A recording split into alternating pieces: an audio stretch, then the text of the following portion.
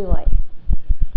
இன்னைக்கு யாரை பற்றி பேச போகிறேன்னா, மெய்மையே திருமேனி வழிபடா நிற்க வெகுண்டெழுந்த தாதைத்தாள் மழுவால் எறிந்த அம்மையான் அடிசண்டி பெருமானுக்கும் அடியேன் அப்படின்னு நம்மளுடைய சுந்தரமூர்த்தி நாயனார் அவர்கள் பாடியிருக்காரு இல்லையா.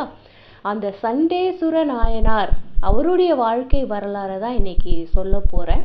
இந்த சண்டேசுர நாயனார் எங்கே பிறந்தார் அப்படின்னா, சேஞ்சலூர் அப்படின்னு சொல்லக்கூடிய ஒரு ஊரில் தான் பிறந்தார்.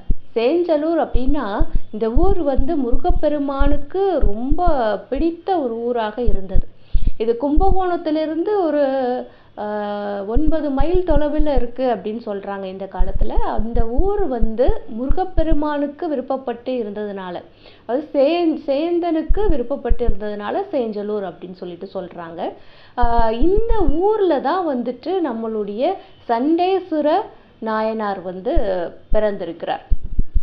இவர் எந்த குலத்தில் பிறந்தார்னா அந்தனர் குலத்தில் தான் பிறந்தார். நம்மளுக்கு தெரியும், அந்தனர் குலம் அப்படின்னாலே கடவுளுடைய மந்திரங்களை ஜெபிக்கக்கூடியவர்கள், கடவுள் பற்றிய பாடல்களை பாடக்கூடியவர்கள், இதை தான் தொழிலாக கொண்டிருப்பார்கள். இதை தான் அந்தணர்களுடைய குலத்தொழில் அப்படின்னே சொல்லலாம். அப்படிப்பட்ட அந்தனர் குலத்தில் எச்சதத்தன் அப்படின்னு ஒருத்தர் இருந்தார். இந்த எச்சதத்தன் எப்படின்னா, அவருக்கு அவ்வளவா கடவுள் பற்றிய சிந்தனையோ எதுவுமோ அவ்வளோ இருக்காது. ஆனாலும் அந்தனர் குலத்தில் பிறந்திருக்கிறதுனால அவர் அந்தணர்களுக்கு உண்டான அந்த நியம கடமைகள் அப்படின்னு சொல்லுவாங்க இல்லையா, அதெல்லாம் செய்வார். மந்திரங்கள் எல்லாம் படிச்சிருந்தாரு. இருந்தாலும் அவருடைய குணம் எப்படி இருந்தது அப்படின்னா, பாம்பின் குணத்தை ஒத்திருந்தது. அதாவது பாம்பு எப்படி இருக்கும், அதுக்கிட்ட மாணிக்கமும் இருக்கும், அதே நேரத்தில் நஞ்சும் இருக்கும் இல்லையா. அதே மாதிரி தான் இந்த எச்சதத்தனும் இப்படியும் சொல்ல முடியாது அப்படியும் சொல்ல முடியாதுங்கிற மாதிரியான ஒரு குணாதிசயத்தை கொண்டுட்டு இருந்தார். அவருடைய மனைவி பவித்ரை அப்படிங்கிறவங்க, இவங்களுக்கு திருமணமாகி பவித்ரை அப்படிங்கிறவங்க மிகவும் ஒரு நல்ல குடும்ப பெண் அப்படின்னே சொல்லலாம். அந்த மாதிரியான ஒரு பெண்ணை கல்யாணம் பண்ணது. இவங்களுக்கு ஒரு மகன் பிறக்கிறார். இந்த மகனுக்கு என்ன பேர் வைக்கிறாங்கன்னா விசார சர்மர் அப்படின்னு சொல்லிட்டு பேர் வைக்கிறாங்க. இந்த விசார சர்மர் அப்படிங்கிறவருக்கு முன்ஜென்ம உணர்ச்சி அப்படின்னு சொல்லுவாங்க இல்லையா, அது முன்ஜென்மத்தில் நடந்தது. நிறைய பேருக்கு அந்த மாதிரி அந்த ஞாபகங்கள்லாம் வரும். அது மட்டும் இல்லாமல் இப்போ நம்ம ஏதோ ஒரு கலையை கற்றுக்கிறதுக்காக அவங்கள இது பண்ணோம் அப்படின்னு சொன்னால், அந்த கலையை ஏற்கனவே கற்று தேர்ந்தவர்கள் மாதிரி அந்த கலையில் அவங்களுக்கு திறமை காட்டுவாங்க. அப்படி இருக்கக்கூடியவங்களுக்கு என்ன அப்படின்னு நம்ம சொல்லுவோம்னா, முன்ஜென்மத்திலே அவங்களுக்கு இந்த கலை கைவந்த கலையாக இருந்திருக்கும். அதனால தான் இந்த ஜென்மத்தில் இந்த கலையை படிக்க ஆரம்பிக்கும் பொழுது இவ்வளோ திறமையாக இவங்களால அந்த கலையை கையாள முடியுது அப்படின்னு சொல்லுவோம் இல்லையா. அந்த மாதிரி தான் இவருக்கும் முன்ஜென்ம அந்த உணர்ச்சி அப்படிங்கிறது இவருக்கு சின்ன வயசுலேயே இருக்கு. அதாவது என்ன உணர்ச்சி அப்படின்னா, சிவபெருமான் மீது இருக்கக்கூடிய பக்தி. அதுதான் முந்தின ஜென்மத்திலேயே நிறைய இருந்திருக்கு. இந்த ஜென்மத்தில் சிறு வயசுல இருந்து எப்போ விவரம் தெரிய ஆரம்பிச்சதோ, எப்போ பேச ஆரம்பிக்கிறாங்களோ அப்போலேருந்து இவருக்கு சிவபெருமான் மீது மிகுந்த பக்தி இருக்கிறது. எல்லாமே இவர் தான், சிவனுடைய திருவடிகள் தான் எல்லாமே அப்படிங்கிறத இவர் பேச ஆரம்பிக்கும் போதே சொல்லிட்டார். எல்லாருமே அதை ஆச்சரியமா பார்த்தாங்க. விசார சர்மர் என்ன படிக்கவே ஆரம்பிக்கல, இன்னும் மந்திரங்கள் எதுவுமே கத்துக்க ஆரம்பிக்கல, அதுக்குள்ள சிவபெருமானோட பெருமையை இவன் சொல்றானே அப்படின்னு சொல்லிட்டு எல்லா அந்தணர்களுக்கும் ஒரே ஆச்சரியம். இப்படி ஒரு குழந்தை இருக்க முடியும் அப்படின்னு சொல்லிட்டு. ஏன்னா நம்ம பாடசாலையில் கொண்டு போய் சேர்க்கறதுக்கு அப்போல்லாம் 5 வயசுல தான் கொண்டு போய் சேர்ப்பாங்க. அதுக்கு முன்னாடியே இவர் என்ன செய்ய ஆரம்பிச்சிட்டார், சிவபெருமானுடைய பெருமைகளை பேச ஆரம்பிச்சிட்டார். கலைகளெல்லாம் கற்றுக்கணும். அப்போ இந்த பாடல் கலையோ ஆடல் கலையோ கற்றுக்கணும்னா அதுக்குன்னு சில வகுப்புகள் இருக்கும். அந்த மாதிரி பாடசாலைகளுக்கு கூட்டிட்டு போகும் பொழுது இவர் 3 வயதாக இருக்கும் பொழுது இவருக்கு எல்லா விஷயங்களுமே தெரிஞ்ச மாதிரி பேசுவாராம். பேசும்பொழுது எல்லாருக்கும் ஆச்சரியமா இருக்குமா, எப்படி இந்த வயசுல இந்த குழந்தை இப்படி பேச முடியும் அப்படின்னு சொல்லிட்டு. அதே மாதிரி 5 வயசா இருக்கும் பொழுது வேற என்ன சொன்னாரா, எல்லா கலைகளுக்கும் ஒரு உட்பொருள் உண்டு. அந்த உட்பொருள் என்ன, அதோடைய அடி என்ன, அதோடைய முடிவு என்ன அப்படின்னு நம்ம போய் பார்த்தோம் அப்படின்னு சொன்னா, அது தில்லையிலே ஆனந்த கூத்தாடி கொண்டு இருக்கக்கூடிய அந்த திருவடிகளாகத்தான் இருக்கும் அப்படின்னு சொல்லிட்டு இவர் 5 வயசுலயே தெளிவா சொன்னாராம். அதாவது எல்லா கலைகளுக்கும் அந்த ஆரம்பம் அப்படிங்கிறது, அந்த முடிவு அப்படிங்கிறது, எதை தேடி பார்த்தாலும் நம்ம வந்து தில்லை பொன்னம்பலத்திலே ஆடக்கூடிய அந்த திருவடிகள் தான் வந்து அதுக்கு ஆரம்பமாக இருக்கும், முடிவாக இருக்கணும். எந்த கலையை வேணா நீ எடுத்துக்கோங்க அப்படிங்கிற மாதிரி இவர் வந்து பேசுறாரு. பேசும்பொழுது எல்லாருக்கும் ஒரே ஆச்சரியம். மந்திரங்களை கத்துக்கிறதுக்கு தானே இந்த பையன் வந்திருக்கான், அதுக்குள்ள இவ்வளவு ஞானமா எப்படி அவன் பேசுறான் அப்படின்னு சொல்லிட்டு ஒரே ஆச்சரியமா இருக்கும். இருந்தா கூட அவர் தினமும் வந்து மந்திரங்கள் சொல்லக்கூடிய அந்த வகுப்புகளுக்கு, பாடசாலைகளுக்கு போகிறது, அங்க சொல்லி கொடுக்கறது, கத்துக்கிறது, இதெல்லாம் வந்து அவங்க வீட்டுல வழக்கமா என்னெல்லாம் பண்றாங்களோ அதையெல்லாம் இவர் வந்து குழந்தையா இருக்கும்போது பண்ணிட்டு இருக்காரு, 5 வயசுலயே. 5 வயசா இருக்கும் பொழுது இவரும் வந்து பாடசாலைக்கு போறது வர்றது எல்லாம் பண்ணுவாங்க இல்லையா. அப்படி போயிட்டு வந்துட்டு இருக்கும்போது ஒரு நாள் வந்து சிறுவர்களோட சேர்ந்து இவரும் பாடசாலைக்கு போயிட்டு வந்துட்டு இருக்கும் பொழுது அங்க வழியில பசு கூட்டங்கள் வந்து வந்துட்டு இருக்கு. அதாவது முன்னெல்லாம் மேய்ச்சலுக்கு வந்து கூட்டிட்டு போவாங்க. எல்லார் வீட்லயும் வந்து நிறைய பசுக்கள் இருக்கும்னு சொல்ல முடியாது. ஒரு வீட்டுல 2 பசுக்கள் இருக்கும், ஒரு வீட்டுல 3 பசுக்கள் இருக்கும், இப்படியெல்லாம் இருக்கும். இதெல்லாம் மேய்ச்சலுக்கு கூட்டிட்டு போறதுக்குன்னே சிலர் இருப்பாங்க. அவங்க என்ன பண்ணுவாங்க, எல்லா வீட்லயும் போய் இந்த பசுக்கள் எல்லாம் அழைச்சிக்கிட்டு மேய்ச்சலுக்கு கூட்டு போவாங்க. திரும்பியும் வந்து ஓட்டிட்டு வந்து அந்த வீட்டிலேயே வந்துட்டு அந்த பசுகளை கட்டி போட்டுட்டு போயிடுவாங்க. இது அவங்களுடைய வேலையாக இருக்கும். அவர்களை வந்து ஆயர்கள் அப்படின்னு வந்து நம்ம சொல்லுவோம். ஆயர் குலத்தை சேர்ந்தவர்கள் அப்படின்னு நம்ம சொல்லுவோம் இல்லையா. அவர்களுக்கு தான் இந்த பசுவை மேய்க்கக்கூடிய அந்த வேலை அப்படிங்கிறது அவர்களோட குலத்தொழிலாக இருந்தது. அப்படி வந்து ஒரு ஆயர் குலத்தை சேர்ந்த ஒருத்தர் வந்து இந்த பசுக்கள் எல்லாம் ஓட்டிட்டு வந்துட்டு இருக்காரு. நிறைய பசுக்கள் வந்தது. அதுல ஒரு பசு என்ன செஞ்சதுன்னா, தன்னுடைய கொம்பை வச்சுக்கிட்டு அந்த ஓட்டிட்டு வந்த அந்த ஆயர் அவர் மேலேயே வந்துட்டு முட்டுறதுக்காக போயிடுச்சு. இந்த முட்டுறதுக்காக போனோன்னு அவருக்கு பயங்கர கோவம் வந்தது. கோவம் வந்து என்ன பண்ணாரு, கையில வந்து கம்பெல்லாம் வச்சிருப்பாங்க இல்லையா, மாடு மேய்ச்சிட்டு போறவங்க கையில கம்பெல்லாம் வச்சிருப்பாங்க. அந்த கம்பை வச்சு என்ன பண்றாரு, அந்த பசுவை பயங்கரமா அடிக்கிறார். என்னையவா முட்டுறதுக்கு வந்த நீ அப்படின்னு சொல்லிட்டு பயங்கரமா அடிக்கிறார். இத பார்த்தோன்னே நம்மளுடைய விசார சர்மருக்கு பயங்கர கோவம் வந்துடுச்சு. பசு அப்படின்னா என்ன, உடனே வந்துட்டு அத வந்து அந்த ஆயர்கிட்ட போய் பேச ஆரம்பிச்சாரு. பசு அப்படிங்கிறது என்ன தெரியுமா உனக்கு, பசுவின் பெருமை வந்து உனக்கு தெரியுமா, பசு என்னெல்லாம் நம்மளுக்கு கொடுக்குது தெரியுமா, எந்த இடத்துல இருக்குது தெரியுமா, இப்படி நீ வந்து பசுக்களை வந்து அடிக்கிறியே. நம்ம சிவபெருமானுக்கு நம்ம வந்து அபிஷேகம் பண்ணக்கூடிய பொருட்கள் எல்லாம் கொடுக்கக்கூடியது இந்த பசுக்கள் தானே கொடுக்குது. அது மட்டும் கிடையாது, எல்லா புனித நதிகளும் எல்லா புனித தீர்த்தங்களும் இந்த பசுவின் இடத்துல இருப்பதாக சொல்கிறார்கள். அது மட்டும் கிடையாது, நம்ம நெத்தியில திருநீர் வைக்கிறோமே, இந்த திருநீர் எங்க இருந்து வருது, பசுவின் இடத்துல இருந்து தானே நம்மளுக்கு வந்து திருநீரே கிடைக்குது. நம்ம திருநீரை தான் நம்மளும் பூசிக்கிறோம். சிவபெருமானே உடல் முழுவதும் திருநீரை தானே பூசிட்டு இருக்காரு. அதெல்லாம் கொடுக்கறது இந்த பசு தானே. அது மட்டும் கிடையாது, நம்மளுடைய சிவபெருமானும் உமையவளும் எதன் மீது வந்து அமர்ந்து காட்சி கொடுக்கிறார்கள், ரிஷப வாகனத்தின் மீது தானே அமர்ந்து காட்சி கொடுக்குறாங்க. அப்ப ரிஷப வாகனம் பசு எல்லாம் ஒரே இனத்தை சேர்ந்தது தானே.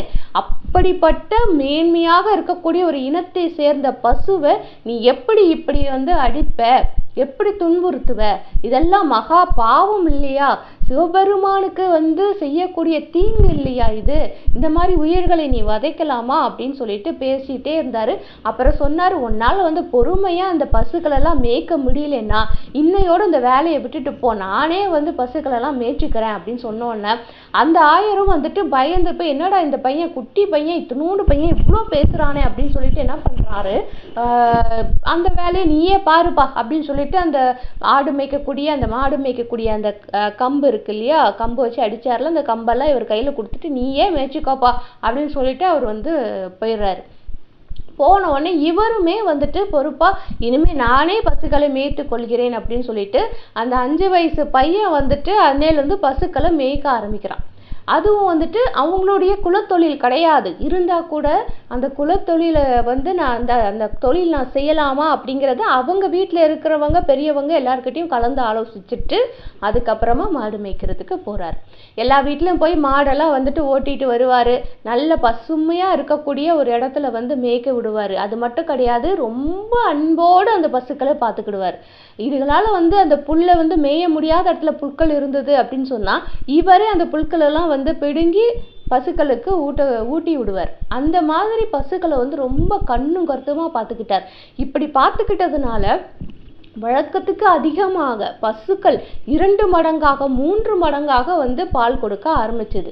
எல்லாருக்கும் ஒரே ஆச்சரியம், இது சின்ன பையன், 5 வயசு பையன், 6 வயசு பையன், இவனுக்கு என்ன தெரியும்? இவன் வந்து பசுவை ஓட்டிட்டு வர்றான். அதுவே பெரிய ஆச்சரியம். அதுலேயும் என்னன்னா, இவன் ஓட்டிட்டு போக ஆரம்பித்தோடனே மேய்ச்சலுக்கு இவன் வந்து பசுவை ஓட்டிட்டு போக ஆரம்பித்ததுலேருந்து பசுக்கள் எல்லாம் இவ்வளோ பால் கொடுக்குதே, வழக்கத்துக்கு அதிகமாக.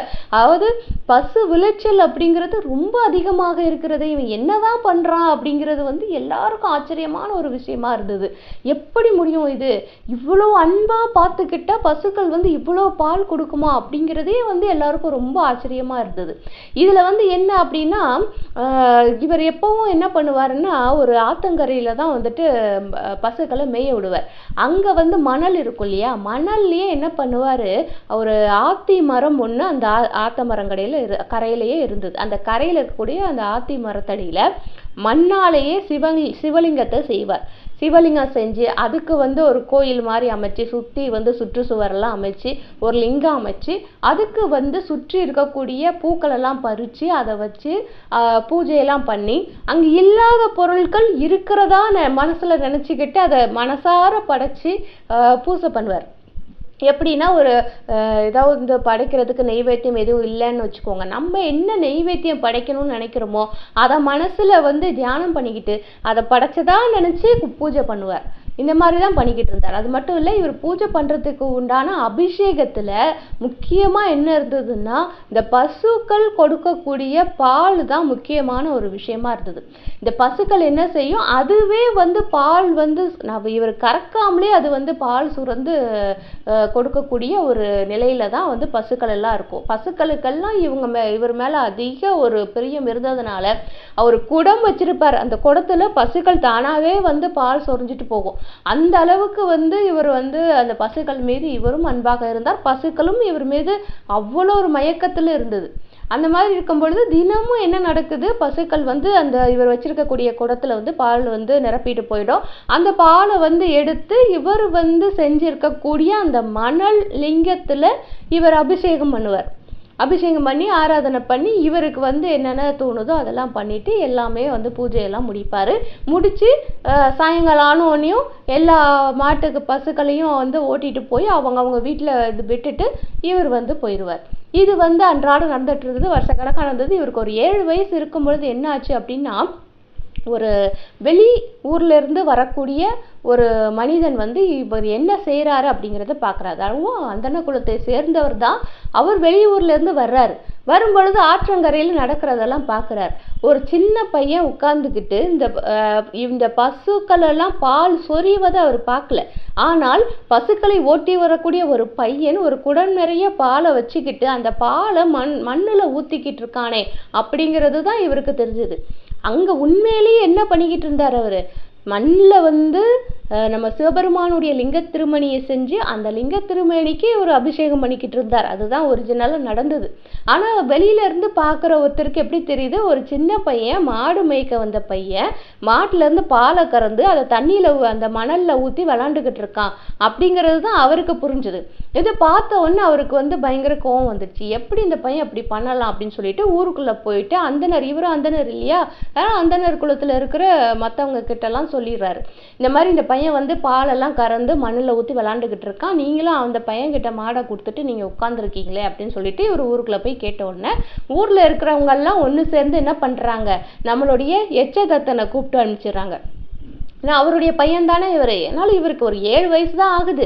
இருந்தால் கூட எச்சதத்தனை கூட்டு வந்து அவங்க அப்பாவை கூட்டு வந்து நம்ம சொல்லிடுவோம் அப்படின்னு சொல்லிட்டு இவர் வந்து எச்சதத்தனை கூட்டு வர சொல்லிடுறாங்க. அவர் வந்துடுறாரு. பஞ்சாயத்து மாதிரி அங்கே ஒன்று வைக்கிறாங்க. வச்சோடனே எல்லாருக்கிட்டையும் அவர் மன்னிப்பு கேட்குறாரு. நீங்கள் சொல்கிறதெல்லாம் உண்மையான நான் வந்து முதல்ல போயிட்டு பார்க்குறேன், என்ன ஏதுன்னு பார்த்துட்டு நான் என்னுடைய பையனுக்கு நான் சொல்கிறேன். இந்த மாதிரி விஷயங்கள் அவன் பண்ணியிருந்தான்னா நான் வந்து அதுக்காக மன்னிப்பு கேட்டுக்கிறேன். அது மட்டும் இல்லை, இனிமே அவன் இந்த மாதிரி விஷயங்களை பண்ணாத மாதிரி நான் பார்த்துக்கிறேன் அப்படின்னு சொல்லிட்டு அவர் ஒரு வாக்குறுதி கொடுத்துட்டு வந்துடுறார். வந்தோன்னா அடுத்த நாளும் இதே மாதிரி நம்மளுடைய விசார சருமர் வந்து பசுக்களை ஓட்டிட்டு போகிறாரு மேய்ச்சலுக்கு. பின்னாடியே எச்சதத்தனும் போகிறாங்க. அதாவது நம்ம பையன் என்னதான் பண்ணுறான்னு பார்ப்போம், எல்லாரும் வந்து நம்மக்கிட்ட குறைகளை சொல்கிறாங்களே, இந்த மாதிரி ஊர் பெருமக்கள்லாம் சேர்ந்து என்னைய வந்து கூப்பிட்டு வச்சு பேசுகிற மாதிரி இவன் பண்ணிட்டானே, என்னதான் பண்ணுறான்னு பார்ப்போம் அப்படின்னு சொல்லிட்டு பின்னாடியே போகிறார். போயிட்டு இவர் மேய்ச்சல் வந்து ஆத்தங்கரையில் மேய்ச்சலுக்கு பசுக்களை விட்டுட்டு இவர் வந்து வழக்கம் போல் பூஜைகளை பண்ணுறதுக்காக எல்லாத்தையும் தயார் பண்ணிக்கிட்டு இருக்கார். இவன் என்னதான் பண்ணுறான் அப்படிங்கிறத பார்க்கறதுக்காக எச்சதத்தன் என்ன பண்ணுறாரு, அங்கே இருக்கக்கூடிய மிகப்பெரிய ஒரு மரத்து மேலே ஏறி உட்காந்துக்கிட்டு என்னதான் பண்ணுறான்னு பார்ப்போமே அப்படின்னு பார்த்துக்கிட்டு இருக்கார். அப்போ வந்து நம்மளுடைய விசாரசருமர் போய் ஆற்றுல வந்து குளிச்சுட்டு வந்து அவர் வழக்கம் போல் செய்கிற மாதிரி சிவலிங்கத்தை செஞ்சு அதுக்கு சுற்றுச்சுவரெலாம் அமைச்சு ஒரு கோயில் மாதிரி அமைச்சு இவர் வச்சுருக்கக்கூடிய அந்த குடத்தில் பசுக்களே வந்து பால் வந்து நிரப்பிட்டு போயிடுது. அதுவே தானாக பால் சொரிஞ்சிட்டு போயிடுது. அந்த மாதிரி குடங்களில் வந்து பால் வந்து நிரம்பியிருக்கு. ஒரு 2-3 குடம் வச்சுருக்காரு. 2-3 குடத்துலையும் பால் நிரம்பியிருக்கு. இப்போ அதெல்லாம் ஊற்றி நம்ம வந்து அபிஷேகம் பண்ணணும். பூவெல்லாம் பக்கத்தில் இருந்து எல்லாம் பூவெல்லாம் பறித்து வந்தார். வந்து அந்த லிங்க திருமேனிக்கு எல்லாம் வந்து அலங்காரம் பண்ணி அதுக்கு அபிஷேகம் பண்ணுறதுக்காக தயார் பண்ணிக்கிட்டு இருந்தார். இதை பார்த்த உடனே வந்துட்டு எச்சதத்தனுக்கு பயங்கரமான ஒரு கோபம் வந்துடுச்சு. 3 குடத்துல வந்து பால் இருக்குன்னா அது உரியவங்க கிட்டல நீ கொண்டு போய் கொடுக்கணும். அது இல்லாத மணல்ல என்னத்தையோ செஞ்சு விளையாண்டுட்டு அதில் கொண்டு ஊற்ற போறியே அப்படின்னு சொல்லி கடன் மரத்துல இருந்து இறங்கி வந்து ஒரு பெரிய கம்பு எடுத்துட்டு வந்துட்டு அடிக்கிறதுக்கு வர்றார். அதுக்குள்ள இவர் என்ன செஞ்சிடறார், குடத்துல இருக்கிற பால் எடுத்து ஊற்ற ஆரம்பிச்சிடுறாரு சிவனுக்கு. சிவபெருமானுக்கு ஊத்துட்டு இவர் வந்து அதுலயே லயிச்சு போயிடுறாரு. பின்னாடி வந்து அவங்க அப்பா வந்து இறங்கி வந்து ஒரு கம்பை எடுத்துக்கிட்டு இவர் அடிக்க வர்றதெல்லாம் இவருக்கு தெரியல. அடிக்கவும் செஞ்சிட்டார். முதுகுல வந்து அந்த கம்பை வச்சு அடிக்கிறார். அடிச்சது கூட இவருக்கு வந்து தெரியல. விசாரசருமர் அந்த பாலை ஊத்துறதுல தான் கவனமா இருந்தாரே தவிர அவர் முதுகுல விழக்கூடிய அடி அப்படிங்கிறது அவருக்கு தெரியவே இல்லை. இத்தனைக்கும் அவருக்கு வந்து 7 வயசு தான். 7 வயசுலயே அவருக்கு வந்து அது தெரியல. முதுகுல அடி அடின்னு அடிச்சு துவைக்கிறாரு. இருந்தா கூட இவர் திரும்பவும் இல்லை. அவரை வந்து அந்த வலி அப்படிங்கிறது கூட கொஞ்சம் கூட இவருக்கு வந்து தெரியவே இல்லை. என்னதான் அடித்தாலும் நான் சிவபெருமானுக்கு செய்யக்கூடிய இந்த கைங்கரியம் தான் முக்கியம் அப்படின்னு சொல்லிட்டு அவர் அந்த குடத்துல இந்த பால் எடுத்து ஊற்றிக்கிட்டே இருந்தார். ஊற்றிக்கிட்டே இருந்தோடனே இவருக்கு வந்து பயங்கரமான கோவம் வந்துடுச்சு நம்மளுடைய எச்சதத்தனுக்கு. நான் இவ்வளோ அடிக்கிறேன், அப்படி இருந்தும் கூட நீ வந்து இந்த பால் எடுத்து ஊற்றிக்கிட்டு இருக்கே இல்லையா, இன்னும் 2 குடத்துல பால் இருக்குது, இது எப்படி ஊற்றுறேன்னு பார்ப்போம் என்னன்னு சொல்லிட்டு என்ன பண்ணுறாரு, 2 குடத்துல இந்த பாலையும் காலால் எட்டி உதைச்சிடுறாரு. எட்டி உதைச்ச உடனே அப்பதான் இவர் வந்து திரும்பி பார்க்குறாரு. நம்மளுடைய விசாரசருமர் இப்படி திரும்பி பார்க்குறார். யார் அது? நான் வந்து சிவபெருமானுக்கு அபிஷேகம் பண்ணுறதுக்காக வச்சிருக்கிற இந்த பாலை எட்டி உதைக்கக்கூடிய இந்த பாதக செயலை செய்த கொடியவன் யார் அப்படின்னு சொல்லிட்டு திரும்பி பார்க்குறாரு. திரும்பி பார்த்தா அவங்களுடைய அப்பா தான் பின்னாடி நின்றுட்டு இருக்காங்க. அப்படி நின்றுட்டு இருந்தா கூட அவருக்கு அப்பா அப்படிங்கிறதே அவருக்கு வந்து தோணவே இல்லை. நீ சிவபெருமானுக்கு வந்து நான் அபிஷேகம் பண்ண வச்சிருக்கிறது நீ காலால் எட்டி உதைச்சியா, இவ்வளோ பெரிய பாதகத்தை நீ பண்ணியா, உன் காலை என்ன பண்ணுறேன் பார் அப்படின்னு சொல்லிட்டு பக்கத்தில் இருக்கிற ஒரு கம்பு, அந்த கம்பை எடுத்துட்டு மழு ஆயுதத்தை வீசுவாங்க இல்லையா, வாள் வீசுவாங்க இல்லையா, அது மாதிரி மழு ஆயுதம் வீசுகிற மாதிரி கம்பை எடுத்துக்கிட்டு அவர் காலை பார்க்க வீசுறார். வீசினோன்னா எப்படி ஒரு மழு ஆயுதத்தை வீசுனா அது காலில் படும் பொழுது அந்த கால் வந்து வெட்டுண்டு விழுமோ, அதே மாதிரி இவர் வெறும் கம்பு எடுத்து வீசும் பொழுதே அவருடைய கால் 2 காலும் வெட்டுண்டு விழுந்து விட்டது. அவருடைய தந்தையுடைய கால்களை வெட்டி வீழ்த்தி விட்டார். அதை பற்றி கூட இவர் எதுவுமே யோசிக்கலை. நீ சிவபெருமானுக்கு வச்சிருக்கக்கூடிய ஒரு அபிஷேகம் பண்ண வச்சிருக்கக்கூடிய ஒரு பாலை வந்து நீ காலால் எட்டி உதைச்சிட்டே இல்லை, அப்போ அந்த கால் இருக்கக்கூடாது அப்படிங்கிறது மட்டும்தான் இவருக்கு மனசுல இருந்ததே தவிர இவன் தன்னுடைய தந்தை இவன் வந்து நம்மளை அடிச்சிருக்காரு, எதுக்கு அடிச்சாரு, வலிக்குது, அந்த மாதிரி எந்த விஷயமும் இவருக்கு ஞாபகமே வரல. எந்த விஷயமும் உணரவும் இல்லை. சிவபெருமான் மட்டும்தான் இவரோட மைண்ட்ல இருக்காரு. அதனால எதுவுமே உணரவே இல்லை. அதுக்கப்புறம் வந்து என்ன பண்ணாரு, கம்பு எடுத்து வீசினாரு. கம்பு எடுத்து வீசினது கம்பு பட்டு அவருடைய தந்தையினுடைய 2 கால்களும் வந்து வெட்டுண்டு விழுந்து விட்டது. இப்போ கூட என்ன பண்றாரு, அவர் பாட்டுக்கு சிவபெருமானுக்கு பூஜை பண்ண ஆரம்பிச்சிடுறாரு. அது வந்து பின்னாடி வந்து அவங்க தந்தை வந்து கால் வெட்டுண்டு விழுந்து கிடக்கிற அந்த நிலைமையில கூட சிவபெருமானுக்கு பூஜை பண்ண ஆரம்பிச்சிடுறாரு. இந்த நிலைமையில தான் நம்மளுடைய சிவபெருமான் வந்து உமையவளுடைய சேர்ந்து ரிஷப வாகனத்திலே நம்மளுடைய விசாரசருமருக்கு காட்சி கொடுக்கிறார். எப்படி காட்சி கொடுக்கிறார்? அப்போ வந்து சொல்றாரு, நீ வந்து உன்னுடைய தந்தையினுடைய காலை எனக்காக வெட்டி வீழ்த்தினாயா, உன்னை பெற்றெடுத்த தந்தை அல்லவா, அவருடைய காலை எனக்காக வெட்டி வீழ்த்தினாயே, நீ இந்த பக்திக்கு வந்து நான் வந்து மெச்சினேன் அப்படின்னு சொல்லிட்டு அவருக்கு வந்து ஒரு அருளும் கொடுக்கிறார்.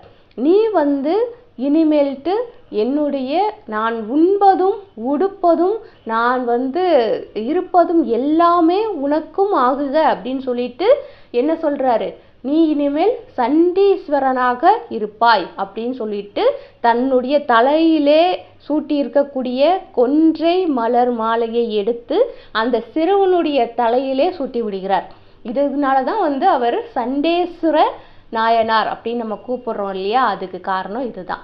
இந்த ஒரு விஷயத்தினாலதான் அவர் சண்டேஸ்வர பெருமானாக மாறிவிடுகிறார். அதுக்கப்புறம் அப்படியே சிவனுடைய ஐக்கியமாயிடுறாரு. அதுக்கப்புறம் இவருடைய தந்தை இருக்காரு இல்லையா, எச்சதத்தன், அவருடைய கால்கள் வெட்டுண்டு விழுந்தது இல்லையா, அவருமே எப்போ சிவபெருமான் அங்க தோன்றினாரோ அப்பவே அவருடைய கால்கள் பழைய நிலைமைக்கு வந்தது. அது மட்டும் கிடையாது, சிவபெருமானுடைய பெருமையை உணர்ந்து அவர் மேல மிகுந்த பக்தி வைத்து எச்சதத்தனும் அவருடைய சுற்றத்தாருடைய சேர்ந்து சிவனோட சேர்ந்து ஐக்கியமாகிறார். அப்படிங்கிறது தான் இவருடைய வாழ்க்கை வரலாறு. இந்த விசார சருமர் தான் நம்மளை என்ன கூப்பிடுறோம், அவர் சண்டீஸ்வரனாக ஆகணும் அப்படின்னு சொல்லிட்டு சிவபெருமான் சொன்னார் இல்லையா, அதனால இவரை சண்டேஸ்வர நாயனார் அப்படின்னு சொல்லிட்டு நம்ம இன்னைக்கும் 63 நாயன்மார்களில் ஒருவராக வைத்து வழிபட்டு கொண்டிருக்கிறோம். இதுதான் சண்டேஸ்வர நாயனாரின் வாழ்க்கை வரலாறு. நமச்சிவாய.